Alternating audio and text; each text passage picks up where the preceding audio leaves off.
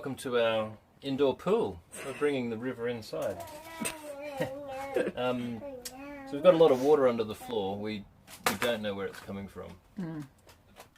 We've been sort of slightly leaning to port, and so I've had a little look under the floorboards before and knew that there was some water here, and I mopped some of it up, and then it just comes back. So today we lifted the floorboards properly to get at it, and there's no more water. So it's wastewater or rainwater or the water tank. We don't need any more weight on this side of the boat, Ollie. Alright, so this is under the floor. Rust flaking off. It's really bad. So the water that we've had in our bilge came from when we first moved on, and the first weekend when the calorifier blew its top, and we woke up to the sound of the water pump just running and pumping all of our water tank into the bilge.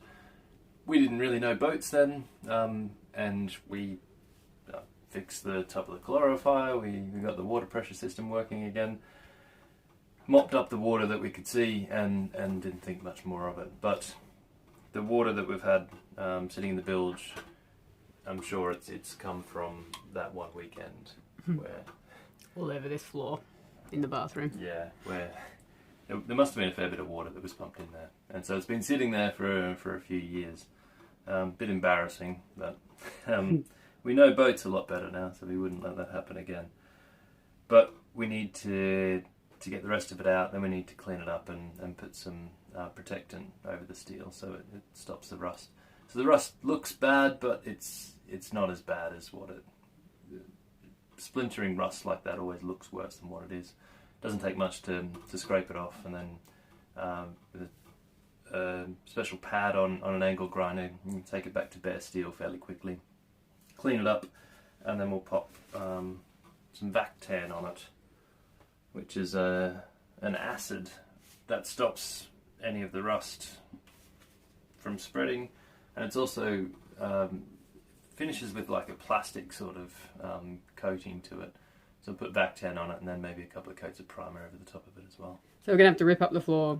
Yeah, need to cut a little panel here. Yay. Got access to that side already. It's this side, and it's only through this, between these two ribs. So there's a rib here and there's a rib here. Okay. And that's where it is. There was a little bit of water on this side, but not much, and there's not much rust at all. Under the bath, you mean? Yeah. Yeah, right. It's pretty much okay. It's this bit here. A bit of a job, but we can do it. Yeah, a bit of a job, but not too bad.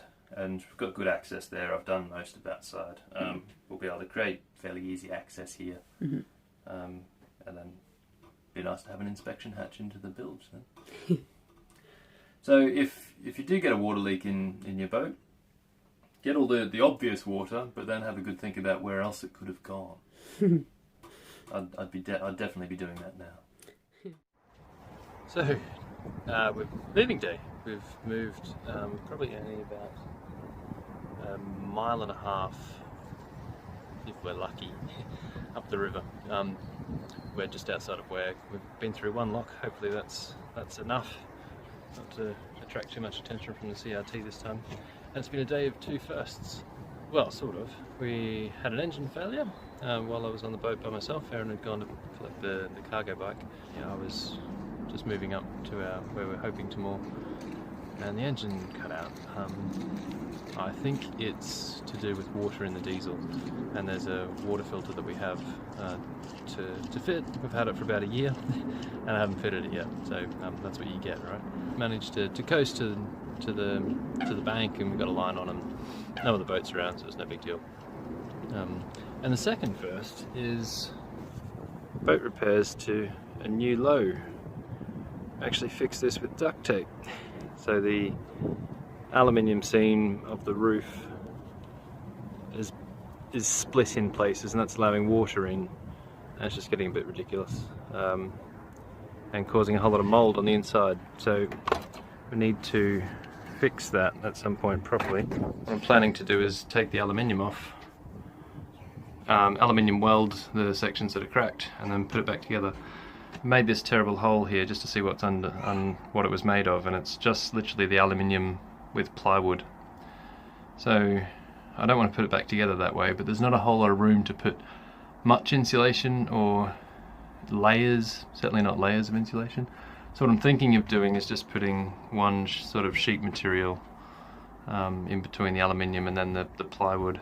But, well, like this and many other things, I really don't know what I'm doing. So if you have any suggestions on how we can make this look a bit better, then please put them in the comments or get in touch.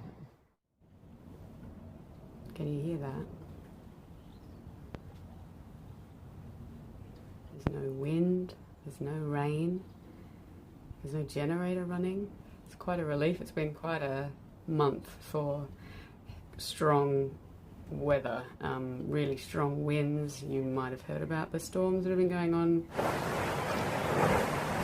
You see the waves, Ollie? To the point where it was unsafe to drive the boat, to be fair. Wow! Wow! So we got a bit stranded in Ware, not just because of the wind, but also because we got a whole bunch of air caught in our fuel lines, and Corey was beside himself trying to find where it was getting in. We had a mechanic come out. He couldn't find it either. We had one night where it was 8 o'clock at night and we were trying to move the boat, and the engine just cut out. So we literally got about half a mile down the river and we were drifting. Not the most fun thing to do at 8 o'clock on a cold winter's night. We managed to bump into the shore and tie up, and so made sure we were tied up well, knowing that another storm was on its way and we needed to be secure. So this is the Ware lock and weir where we were moored, just on the other side of the bank there, and we made it about that far. I think you can see Borah down there near the bridge.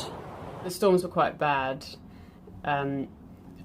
Trees had fallen down across the towpath. The Canal and River Trust and the Environment Agency were everywhere trying to clear up debris. But now that we've finally managed to move, Corey, he's not even sure how, to be fair, not even sure how he got the air out of the lines, but we managed to move. We're now in Hertford, one of our favourite spots, the King's Mead here. We don't need the generator on because the sun's been blazing and we've got too much power, actually, filling up our batteries. I've been running the washing machine just off our batteries without a generator, which is a dream. I didn't realise how much having the generator on really annoyed me, but actually it's really noisy and annoying. Anyway, so this weekend will be another test trying to move us into Hertford. Whether or not we just start floating again, our engine cuts out and we drift down the river. But for now, we're just gonna enjoy.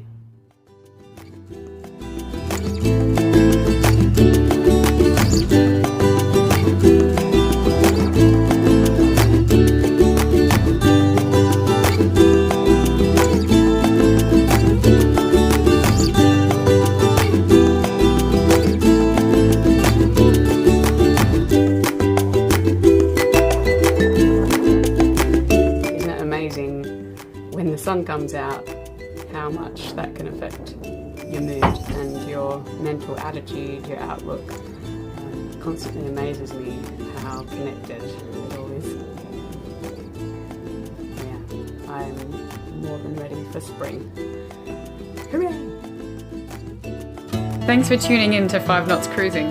If you enjoyed the video, please give it a like, as it really helps us to get our video out to more viewers. We'd love to hear your feedback, questions and ideas, so please drop us a line either on our Instagram page or YouTube channel.